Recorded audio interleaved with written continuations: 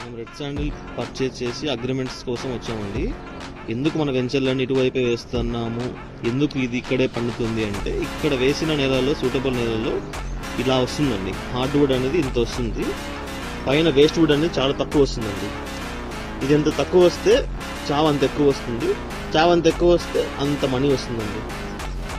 చూసారా, ఇది ఎంత లావు ఉందో అదే లావు ఇక్కడ దాకా వస్తుందో అక్కడ కట్ చేస్తారు. కట్ చేస్తే దాన్ని ఏ గ్రేడ్ అంటారు అనమాట. దాని తర్వాత కొంచెం స్లోప్గా వెళ్ళిపోయి ఒక షేప్ వస్తుంది, దాన్ని బి అంటారు.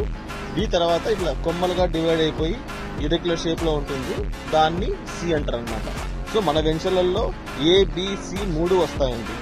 మనం మెయింటైన్ చేసే విధానం మీరు చూడొచ్చు. 4లో కావచ్చు, 5లో కావచ్చు, 6లో కావచ్చు.